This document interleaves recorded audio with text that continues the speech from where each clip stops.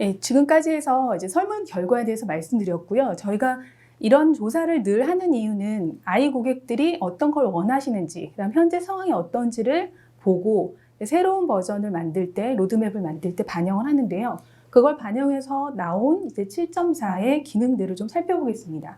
크게 4가지 포인트로 말씀드리겠는데, 첫 번째는 고가용성과 이중화 부분, 그다음 두 번째는 보안, 세 번째는 시스템 관리를 편리하게 하는 부분, 그다음 네 번째는 어플리케이션 현대화 부분이 되겠습니다.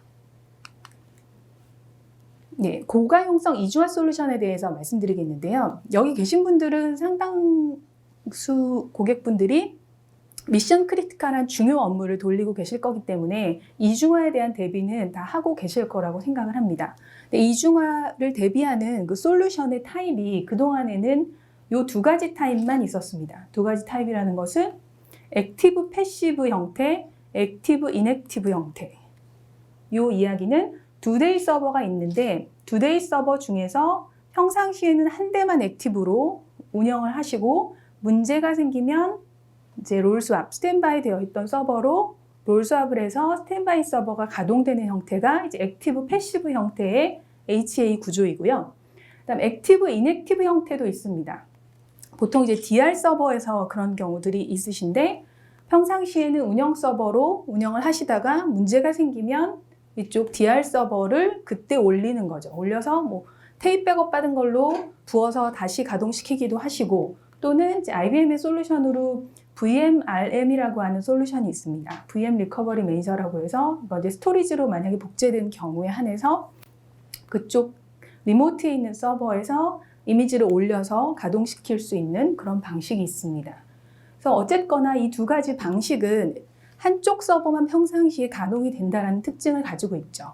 그런데 이번에 새롭게 7.4에서 나온 새로운 고가용성 솔루션은 DB2 미러라고 하는 솔루션입니다. DB2 미러는 기존 방식과 다르게 가장 큰 차이점이 액티브라는 것입니다. 2데이 서버가 모두 가동이 된다는 거고요. 2데이 서버를 다 활용을 할 수가 있다는 뜻입니다. 그 제품에 대해서 좀 더 설명을 드리겠습니다. 그래서 DB2 미러 제품은 7.4에서 새로 나온 소프트웨어이고요. IBM i 2대 서버가 있으면 2대를 다 운영할 수 있는, 그리고 양쪽의 데이터가 항상 싱크가 되어 있는 그런 구조가 되겠습니다. 그래서 어느 쪽 노드로 접속을 해서 데이터에 대한 작업을 하시던지 노드 1에서 작업한 데이터의 변경은 바로 노드 2에 반영이 되고 노드 2에서 변경한 내용은 바로 노드 1으로 반영이 됩니다. 정확하게 다 싱크가 이루어지기 때문에 어떤 트랜잭션도 손실이 일어나지 않게 되고요. 그 중간에 일어나는 모든 통신은 락키라고 하는 그 어댑터, 굉장히 고속의 네트워크 카드입니다. 그래서 레이턴시를 최소화시킨 락키라고 하는 전문 어댑터를 통해서 메모리 투 메모리로 이쪽에 넘어가기 때문에 굉장히 빠르게 데이터의 싱크를 한 대의 서버인 것처럼 양쪽 서버를 동시에 라이트를 할 수 있는 기능을 갖추게 됩니다. 그래서 기존에 제공되던 그 HA 방식이 크게 이런 2가지 방식이 있었죠. 논리적인 복제 방식이라고 해서 한쪽의 데이터가 업데이트가 일어나면 그 업데이트에 관련된 저널 엔트리를 다른 쪽 서버로 넘겨서 그 저널 엔트리를 통해서 이쪽에도 반영시키는 방식이 소프트웨어적인 논리적 복제 방식이었고요. 그다음 피지컬 리플리케이션, 그 물리적 복제 방식이라고 해서 스토리지 단에서 블럭 복제를 하는 형태가 있었습니다. 그런데 DB2 미러는 이 2가지 방식과는 전혀 다른 구조가 되겠습니다. DB2 미러를 사용하시게 되면 기존 방식과 다르게 양쪽 다 액티브로 사용하실 수가 있고요. 중단 없이 한쪽 서버가 문제가 생기더라도 다른 쪽 서버가 항상 사용이 중이었기 때문에 중단 시간이 없게 됩니다. 그 부분이 가장 큰 차이점이라고 할 수 있겠습니다. 양쪽 노드 모두 동일한 DB 파일을 리드 라이트를 할 수 있는 구조가 되고요. 또 다른 특징으로는 각각의 노드는 서로 다른 OS 버전이나 하드웨어로도 구성이 가능합니다. 그래서 액티브로 기본적으로 사용을 하실 수 있는데요. 운영하는 방식은 고객분이 선택을 하실 수가 있습니다. 양쪽 노드 다 가동은 해놓지만 동일하게 다 액티브로 사용하실 수도 있고 로드 밸런서를 통해서요. 또는 둘 다 켜져 있고 싱크는 맞추는데 한쪽 업무와 다른 쪽 노드의 업무를 분리해서 사용을 하실 수도 있습니다. 그건 운영의 편의성에 따라서 구성을 하시면 되겠고요. 아무래도 이 두 대의 서버의 데이터베이스가 고속으로 싱크를 맞춰야 되기 때문에 거리는 200m 이내로만 구성이 가능합니다. 그래서 센터가 멀리 떨어진 DR 사이트로는 구성하실 수가 없고요. 그런 경우에는 이제 메트로미러나 글로벌 미러 IBM 솔루션인데요. 스토리지 복제 방식을 통해서 리모트에 있는 DR 시스템으로 데이터를 복제를 해주셔야 됩니다.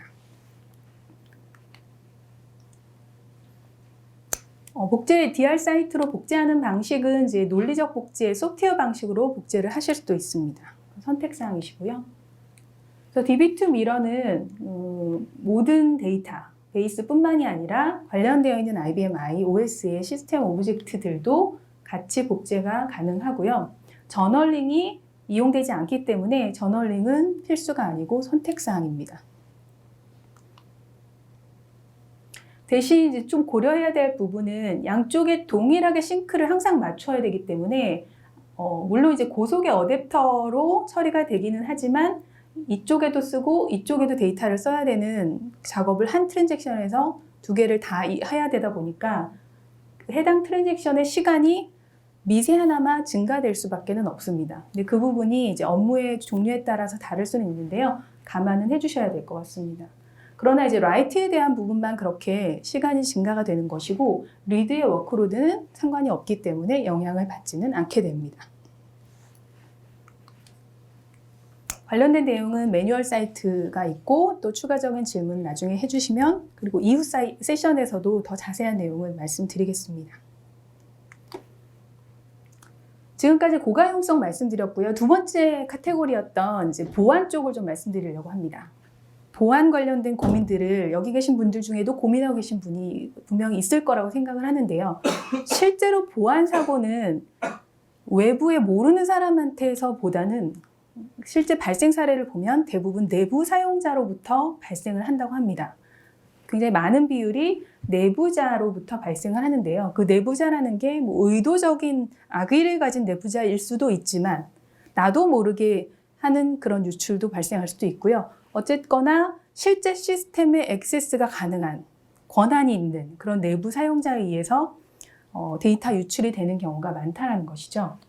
그래서 IBM i도 마찬가지입니다. 시스템 자체는 굉장히 안정적이고 보안에 철저한 시스템이지만 그 시스템을 얼마든지 드나들 수 있는 사용자가 데이터를 잘못 관리를 하게 되면 유출이 될 수 있다는 겁니다. 그 부분에 대한 접근 통제가 굉장히 중요한 역할이 되어가고 있는데요. 여러분들 중에서도 이런 계정 잘 알고 익숙하시죠? 시스템 관리 계정을 저희가 i에서는 시큐리티 오피서라고 하죠. 루트 계정을 대부분 사용하고 계실 겁니다. 여기 계신 분들은. 그리고 올 오브젝트라고 하는 특별 권한이 있습니다. 어떤 사용자나 개발자한테 뭔가 작업을 하는데 잘 안 되네, 보안에 막혀서, 시큐리티에 막혀서 뭐가 오퍼레이션이 잘 안 되네 하면 올 오브젝트 권한을 주니까 해결됐어. 올 오브젝트 권한을 그냥 부여하는 분들이 종종 계십니다.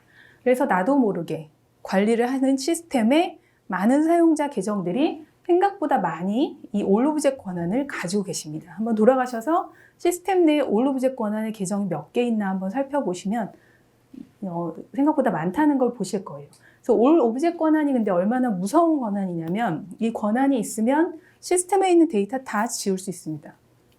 데이터를 다 주무를 수가 있는 권한이기 때문에 이 권한은 굉장히 조심스럽게 사용을 하셔야 되는 거고요. 그래서 이런 권한이 있는 계정에 대해서는 감사 통제가 필요합니다. 그래서 이 계정 자체를 내부 사용자도 사용을 하시고 또는 외부 업체에서 뭔가 지원을 하기 위해서도 임시적으로 계정을 사용하시잖아요. 그럼 그 계정으로 들어와서 무슨 일을 했는지에 대한 기록을 남기고 그 기록에 대해서 뭔가 이상 징후가 발생했을 때 경고를 날릴 수 있는 그런 시스템이 필요합니다. 그래서 그런 부분들에 대해 고민을 고객분들은 하셨고, 그래서 IBM에서는 그 가디엄이라고 하는 솔루션이 그 기능을 제공을 하고 있습니다. IBM iOS에도 기본적인 내부 통제와 관련된 기능을 제공을 하고 있고요. 그것과 더불어서 이제 좀 더 고객분들이 원하는 보고서와 보기 편한 모니터링 기능을 갖춰서 가디언 솔루션을 저희가 제안을 드리고 있는데요. 실제로 얼마 전에 모 고객사에서 I 쪽에 있는 시스템 데이터에 대한 내부 통제 관련된 내부 감사가 이루어졌었고, 그 감사 요건으로 내부 통제를 해야 되는 그런 요건이 발생을 했습니다. 그래서 그걸 하기 위해서 IBM 가디언 데이터 프로텍션이라고 하는 솔루션을 도입을 하셨고요. 이 솔루션을 도입해서 그 고객분께서는 I에 저장되어 있는 데이터에 대한 SQL 접근, 그 시스템에 있는 데이터를 SQL을 통해서 들어올 수도 있지만 사실 560을 접속을 해서 파일 오픈 형태, 네이티브 IO 형태로 열 수도 있습니다. RPG에서 오픈하는 방식이 그런 방식이죠. 네이티브 접근에 대한 부분, SQL에 대한 부분까지도 모두 모니터링을 구축을 하셨고요. 그 다음에 아까 말씀드린 그 시큐리티 오피서나 올 오브젝트 권한을 가진 그런 특권 계정에 대한 모니터링을 진행을 하고 계셨습니다. 네, 이 부분은 이제 7.4의 기능 중에 새로 업데이트된 부분을 좀 말씀드리려고 하는데요. 사실 보안 관리라는 것이 모든 시스템에 있는 계정과 오브젝트의 그 관계를 파악하는 것이 쉽지는 않습니다. 그래서 그런 파악하는 부분을 손쉽게 할 수 있도록 OS에서 제공하는 기능으로 Authority Collection이라는 기능이 있습니다. 그래서 현재 지금 이 계정이, A라는 계정이 시스템에 들어와서 어떤 오퍼레이션을 진행하고 있는지를 이 Authority Collection을 통해서 수집을 하고 그 진행할 때 필요한 권한이 얼마인지까지도 체크를 합니다. 그래서 실제 계정이 가지고 있는 권한과 필요한 권한을 비교를 해서 필요한 권한보다 더 많은 권한을 갖고 있으면 조정하실 수 있는 그런 레포트를 만들어주는 기능이 Authority Collection 기능입니다. 이 기능은 이제 7.3부터 나오던 기능인데 그전에는 이제 사용자 기준으로 이 데이터를 수집하고 관리할 수 있었다고 하면 7.4에서는 오브젝트, 데이터 테이블 단위로도 관리를 할 수 있게끔 새롭게 추가가 됐습니다. 다음은 이제 시스템 관리 편의성 측면에서 새로운 기능인데요. 여러분들 운영하시다가 보면 특정 사용자 또는 특정 누군가가 뭔가 쿼리를 돌렸거나 프로그램을 돌렸는데 시스템의 리소스를 다 잡아먹는 경우, 과도하게 CPU를 다 가져가서 다른 사용자들이 이제 늦어지는 경험을 혹시 해보셨을 수 있을 겁니다. 이제 그런 경우에 그 잡이 사용하고 있는 그 시스템 그 사용량을 좀 제한을 하고 싶은 욕구가 이렇게 들 수가 있는데요. 그럴 때 쓸 수 있는 기능이 워크로드 그룹이라는 기능입니다. 이 기능은 특정 잡이나 쿼리가 CPU를 과도하게 점유하지 못하게 제한을 걸 수 있는 그런 기능입니다. 7.4 이전에도 있었던 기능인데요. 7.4 이전까지는 그 제한을 걸 수 있는 단위가 서브 시스템 단위였습니다. 그래서 IBM I에는 서브 시스템이라고 하는 그룹들이 있죠. 예를 들면 인터랙티브 잡이 돌아가는 Q인터, 그다음 배치 잡이 돌아가는 Q배치, 그리고 뭐 이제 쿼리가 들어왔을 때에 쿼리에 대한 잡들이 돌아가는 Q유저 워크 서브 시스템, 이런 대표적인 서브 시스템이 있습니다. 물론 이제 사용자가 더 만들어서 유저 디파인드 서브 시스템을 사용하실 수도 있겠지만 대부분은 이제 시스템에 있는 그대로를 사용을 하고 계시죠. 그래서 7.4 이전까지는 서브 시스템 단위로 그 리소스를 제한을 할 수 있었기 때문에 사실 CPU를 제한하는 게 특정 잡 레벨로는 안 됐었습니다. 그런데 이번에는 이렇게 됐었다고 하면 7.4부터 새롭게 지원되는 기능으로는 잡 레벨로 구성이 가능해지게 됐습니다. 그래서 잡디의 그 CPU 개수를 지정을 해서 그 특정 잡디로 운영되는 잡 디스크립션으로 운영되는 잡에 대해서는 내가 지정한 CPU 이상을 사용하지 못하도록 제한을 걸 수가 있습니다. 그래서 CPU의 개수를 사용량을 제한할 수 있는 용도로 워크로드 그룹 기능을 활용하셔서 운영을 좀 더 효율적으로 하실 수가 있습니다. 다음은 이제 템퍼러리 스토리지에 대한 부분인데요. 여기 계신 분들 중에 가장 이제 많이 활용하시는 언어가 제 생각에 아까 RPG는 한 고객분 계셨고 혹시 SQL 사용하고 계시는 고객분 잠시 손 표시해 주실 수 있나요? 시스템에서 우리는 데이터베이스 서버로 쓰고 있고 SQL을 돌리고 있습니다. 아, 표현을 안 하신 거군요. 네. 혼자 표현하고 계시는군요. 아니 뭘 돌리고 계신가요? 그러면 SQL도 안 돌리시고 RPG도 안 돌리시면 뭘 돌리고 계신가요? 네, 돌리고 계신 거죠? 답을 안 하신 거죠? 네, 쿼리를 안 돌리는 고객은 여기 계신 분 중에 없으실 것 같아요. DB를 쓰고 계신데 쿼리를 안 돌릴 수가 없죠. 그래서 쿼리를 돌리면 시스템에서는 이제 잡이라는 작업이 돌게 되잖아요. 쿼리가 돌면 시스템에 CPU 당연히 쓸 거고요. 메모리 씁니다. 그리고 쿼리는 이제 데이터를 이제 조회해 오는 거잖아요. 데이터를 조회해 오기 위해서 여러 가지 템퍼러리성 그 데이터를 만들어서 디스크에다가 씁니다. 그 작업이 이제 뭐 인덱스도 만들고 뭐 해시 테이블도 만들고 쿼리가 진행되기 위해서 필요한 오브젝트들을 시스템에 쓰게 되는데 그때 시스템상에서는 그 데이터가 저장되는 공간을 템퍼러리 스토리지라고 이야기를 합니다. 그래서 그 워크 액티브 잡이나 잡의 속성들을 보시게 되면 이 잡이 현재 템퍼러리 스토리지를 얼마나 쓰고 있는지에 대한 할당 용량을 확인해 보실 수가 있는데요. 근데 생각보다 이 템퍼러리 스토리지가 굉장히 많이 쓰는 작업들을 간간히 보게 돼요. 그 경우는 어떤 경우냐면 쿼리를 잘못 짜신 거죠. 쿼리가 잘못 짜여지면 쿼리에 사실 얼마를 쓰겠어라고 이렇게 지정하진 않거든요. 근데 쿼리는 그 쿼리의 로직에 따라서 시스템이 데이터베이스 엔진이 필요한 템프 오브젝트를 막 만들어내거든요. 근데 쿼리가 비효율적으로 짜여지면 기하급수적으로 이 템퍼러리 스토리지 용량이 늘어납니다. 그러면 그 쿼리가 만약에 많이 실행됐다. 그러면 쿼리 하나당 그 잡아먹는 템퍼러리 스토리지가 있고 그 쿼리가 많이 수행되면 굉장히 많은 그 용량을 디스크에서 사용이 되게 되는 거죠. 실제 우리 시스템에 데이터는 많지 않은데 왜 이렇게 디스크 사용량이 높은 거지? 라고 해서 찾아보시면 이 템퍼러리 스토리지로 인해서 늘어난 용량이 많을 수가 있습니다. 그래서 이 부분을 좀 관리를 해주셔야 되는데요. 사실 IPL 하면 지워집니다. 하지만 이것 때문에 IPL 하실 수는 없잖아요.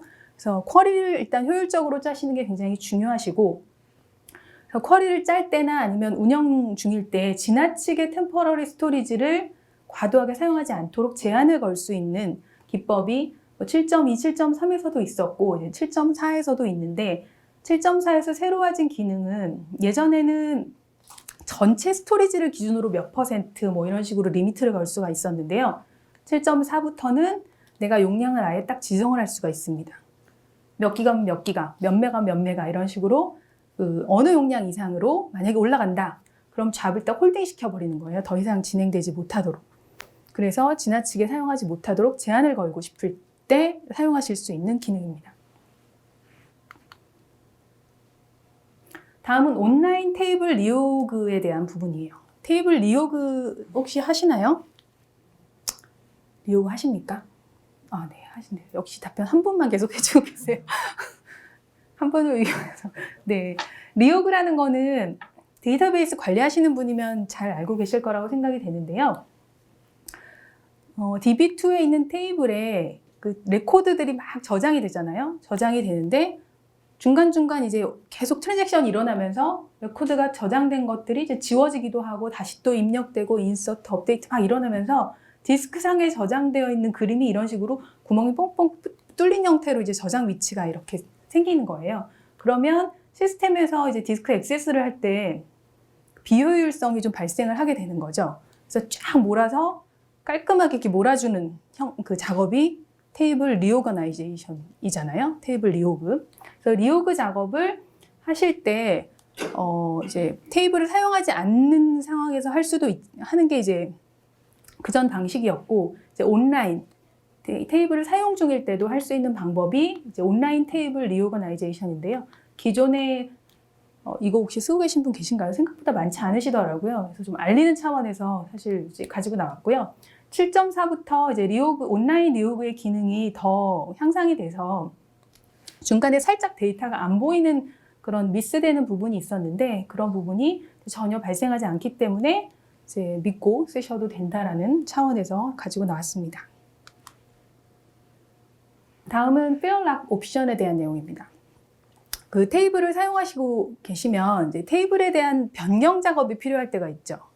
컬럼 추가, 아니면 컬럼 속성 변경, 뭐 이런 테이블의 어떤 정의 부분을 변경해야 되는 경우가 있을 때 사용 중인 경우에는 락 때문에 그걸 못 하시게 되잖아요. 그래서 사용자들이 없을 때 이제 그런 작업을 하시게 되는데 그 부분에 대한 편의성이 좀 증가가 됐습니다. 기존에는 업무 중에 이런 그 얼터 테이블 같은 이런 데이터 데피니션 랭귀지 그 명령문을 실행하려고 해도 이제 쿼리가 계속 들어오면 쿼리가 먼저 우선권을 갖기 때문에 하실 수가 없었습니다. 그런데 이제 페어락 옵션이라는 새로운 Prevent Additional Conflicting Locks라고 하는 새로운 옵션이 생겨서 이 옵션에 yes로 지정을 하시게 되면 쿼리가 계속 들어오고 있어도 얼터 테이블 문이 중간에 실행될 수 있게끔 하는 새로운 기능이 추가가 됐습니다. 그래서 이 기능을 쓰시면 이제 운영 중에도 데이터의 모델을 변경할 수가 있으시게 됩니다. 이 기능도 잘 알려지지 않은 것 같아서 7.2에서부터 지원되는 기능인데요. 차트를 넣어봤습니다. 다음은 이제 시스템의 사용량에 뭔가 문제가 생기면 시스템 오퍼레이터 메시지가 발생을 하죠. 오퍼레이터 계정에 이제 그 시스템 오퍼레이터 계정에 알림 메시지를 주는 내용이 이런 것들이 좀 더 추가됐습니다. 데이터베이스에 관련돼서 뭔가 최대값을 초과할 것 같은 경고가 생기면 이제 오퍼레이터 메시지에 추가가 될 것입니다. 네. 다음은 ACS인데요. ACS 혹시 들어보신 분 계신가요? 없으시군요. 네. 그럼 CA400은 들어보신 분 계신가요? CA400. 쓰고 계시죠? CA400. 네. 여기 분들은 다 답이 없으신 것 같아요. CA400 다 쓰시는데 CA400 단종됐습니다. 알고 계신가요? 네. 원래 정식 이름이 IBM iAccess4 Windows였죠. 옛날 이름은 CA400이라고 불렀었고요. 이 제품이 수년 전에 사실 단종이 됐고 실제 엔드 오브 라이프 서비스조차도 이제 2019년 4월 30일부로 완전히 다 종료가 됐습니다. 더더군다나 이게 7.1 버전 이후로 더 이상 기능 개선이 없었습니다. 그 이후에 7.1, 7.3, 7.4가 계속 나왔는데 새로운 기능은 그러면 전혀 안 나온 것이냐라고 하면 그게 아니고요. 이 제품으로 변경이 됐습니다. ACS라는 제품으로 후속 버전으로, 후속 제품으로 변경이 됐고 그래서 CA400 대신에 이제는 ACS를 쓰셔야 됩니다. ACS는 기존 CA400이 제공하는 모든 기능을 다 포함을 하고 있고요. 대상 사용자는 일반 사용자, 시스템 관리자, 그리고 데이터베이스 엔지니어를 위한 기능들을 제공을 하게 되고요. 기능들은 OE50 에뮬레이터, 그다음 파일 관리, 스풀 관리, 그다음에 SQL 개발, 그다음에 엑셀 변환, DB 관리자용, 콘솔 작업 기능까지 제공을 하고 있습니다. 뿐만 아니라 이제 기존의 CA400은 윈도우 전용이었어요. For Windows잖아요. 그래서 윈도우 기반에서만 사용을 할 수 있는 툴이었는데 ACS가 되면서부터는 자바를 지원하는 어떤 PC에서도 사용이 가능하기 때문에 맥북이라든지 리눅스라든지 자바만 호환이 되시면 어디서나 쓰실 수가 있게 됐습니다. 이 툴은 계속 업데이트 되고 있고요. 이 링크에 들어가시면 바로 다운받아서 쓰실 수가 있습니다.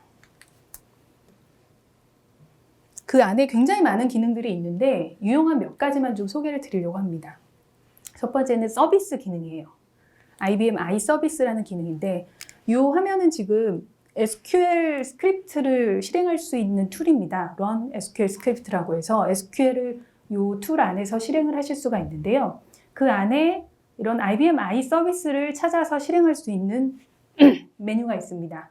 그래서 이 메뉴를 들어가 보시면 이 안쪽에 상당히 많은 내용들이 있는데 내용이 SQL에 관련된 내용이 자세히 보시면 아닙니다.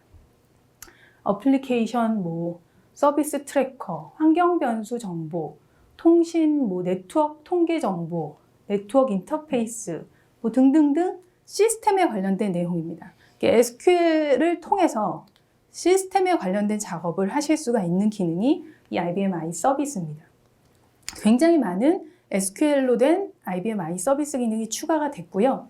그래서 그거를 일일이 매뉴얼 찾아보시기 힘드시잖아요. 그래서 이 툴 안에서 이 메뉴 쭉 보시고 이거 클릭해서 인서트 딱 누르면 알아서 이제 그 관련 SQL 문이 생성이 됩니다. 예제문이 딱 생성이 되기 때문에 그거 보시고 필요한 것만 변경해서 바로 사용하시면 쉽게 SQL로 시스템 관련된 작업도 하실 수가 있습니다. 그래서 시스템 명령문 다 기억하시기 힘드시면 이 기능을 활용해 보시는 것도 좋을 것 같습니다. 그리고 이것도 좀 편리한 것 같아서 제가 하나 갖고 나와봤는데요. 그 5250 에뮬레이터 기능에 그 스크린 히스토리라는 기능이 있어요. 스크린 히스토리 기능은 5250은 사실 화면 단위로 넘어가는 그런 에뮬레이터잖아요. 저희 5250은. 그래서 이 5250 에뮬레이터에서 스크린 히스토리 기능을 쓰시면 내가 했던 작업들 또는 누군가 다른 사람이 와서 했던 작업들을 화면 단위로 저장을 하실 수가 있어요. 이 화면 단위로 저장한다는 게 실제 이미지 파일을 저장하는 게 아니고요. 사실 이 화면에 입력됐던 내용, 화면의 배경 이런 것들을 텍스트 베이스로 저장이 됩니다. 그리고 다시 복기를 하실 수 있고 누군가한테 전달을 하실 수도 있습니다. 그래서 시스템에서 뭔가 명령어를 통해서 작업했던 내용을 매번 이렇게 기록하기 힘드시잖아요. 이걸 화면 히스토리로 저장해 놓으시면 나중에 관리하고 누군가와 공유할 때 도움이 되실 것 같습니다.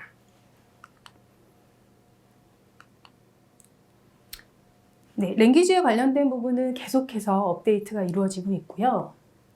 이거는 상세하게 말씀은 안 드리겠습니다. 그리고 RDI라는 툴 계속 인핸스 되고 있는데 이 기능도 활용해 보셨으면 좋겠고요. 유튜브나 이런 데 가보시면 그 사용법에 대한 소개 내용들이 굉장히 많아요. 영어로 돼 있다는 게 흠이긴 하지만 그래도 화면만 보고 따라가시면 대충 뭐 하고 있구나라는 걸 이해하기가 쉬우시거든요. 여기 화면에서 지금 나오는 것처럼 그 코딩 자체가 굉장히 컬러풀하게 코딩을 하실 수가 있고 이게 바로 서버랑 다이렉트로 연결돼서 오퍼레이션이 되는 거기 때문에 바로 서버에 적용이 가능하시고 컴파일도 바로 가능하시고 디버그도 굉장히 손쉬워요. 그래서 시스템 프로그램 작성하실 때 이 툴을 쓰시면 도움을 많이 받으실 수 있고요. 그러니까 편집기에서도 사실 화면 단위로 520에서 편집하시면 불편한 점들이 많으시잖아요. 근데 이제 윈도우나 이런 우리 PC에서 이렇게 컬러풀하게 창 여러 개 띄워가면서 작업하시면 편리한 기능들도 활용하실 수가 있으시겠죠. 그래서 쓰실 수 있는 언어는 RPG, COBOL, CLC, C++, SQL, DDM 다 활용하실 수 있습니다. 그리고 이 부분은 이제 DB2 미러 관련해서 액티브로 두 대를 사용하시게 되면 이제 DBC로 접속하는 경우에 한쪽 서버가 문제 생겼을 때 자동으로 이제 테이크오버 될 수 있어야 되잖아요. 그리고 JDBC 부분도 연결이 중단돼도 이중화 서버, 백업 서버로 연결을 그대로 유지시키면서 연결할 수 있는 기능이 추가가 됐습니다. 네, 오픈소스에 대한 프로그램들 얘기하고 이제 마무리를 하려고 하는데요. 오픈소스 공부들 많이 하시죠. 요즘 오픈소스 기술에 많은 관심들을 전 세계적으로 저희 회사에서도 많이 관심을 가지고 있습니다. 저희 회사가 레드햇과 합쳐진 거 알고 계시죠? 그래서 하나가 되었는데요. 저도 리눅스 열심히 하고 있습니다. 리눅스하고 같이 활용을 하고 있는데 그래서 리눅스 월드에서 나오는 그런 다양한 오픈소스가 있으시죠. RPM으로 나오잖아요. 대표적으로 아까 그 아이 고객들이 쓰고 계시는 오픈소스 뭐가 있습니까? 라는 첫 번째 설문조사 결과 1위가 아파치였고 2위가 파이썬이었고 3위가 노드J였어 4위가 Git이라는 프로그램이었어요. 이제 그런 프로그램들을 아이에서 쓰실 수가 있다는 거거든요. 근데 많은 분들이 잘 모르시더라고요. 그래서 IBM에서 그런 유명 오픈소스 패키지를 다 관리를 해서 배포를 해드리고 있어요. 그래서 시스템에서 접속해서 RPM과 염이라고 하는 패키지 관리자를 통해서 원하는 프로그램을 무상으로 다운받아서 사용을 하실 수가 있습니다. 몇 개 새로 추가된 것들 말씀드리겠습니다. Node.js의 버전 10, 자바스크립트 런타임으로 운영되는 프로그래밍이죠. 그래서 사용하실 수 있으시고요. 서버 사이드 어플리케이션에 사용이 가능하십니다. 그리고 VI Improved라고 하는 VIM이라는 오픈소스 에디터 툴인데요. i시스템에서 RPM으로 설치해서 시스템에 있는 파일들 이렇게 서버 사이드에서 관리하실 수 있으시고요. Midnight Commander라는 파일 관리자 툴이에요. 이 툴도 시스템에서 세션 열어서 활용을 하실 수가 있으시고요. 그리고 ActiveMQ. 이거는 이제 MQ라는 게 이제 메시지 큐잖아요. 비동기 방식으로 뭔가 데이터를 효율적으로 전송하실 때 이제 메시지 큐라는 미들웨어를 사용을 하시게 되는데 오픈소스 월드에서 꽤나 유명한 이제 툴이 ActiveMQ라는 툴이 있습니다. 자바 기반으로 되어 있고요. 이 툴을 통해서 i 시스템끼리 또는 i하고 다른 타 시스템, 클라우드 어디하고든지 이제 메시지 큐 방식으로 통신을 할 수 있는 그런 툴입니다. 네, 이상 제가 이제 7.4의 그 주요 내용들 중에 몇 가지만 추려서 오늘 설명을 드렸는데요. 더 자세한 정보가 궁금하신 분들은 여기에 나와 있는 링크를 참조를 하셔서 들어가 보시면 업데이트된 내용이 계속적으로 반영이 되기 때문에 직접 확인해 보시면 좋을 것 같습니다. 이상으로 제 발표는 마치도록 하겠습니다. 감사합니다.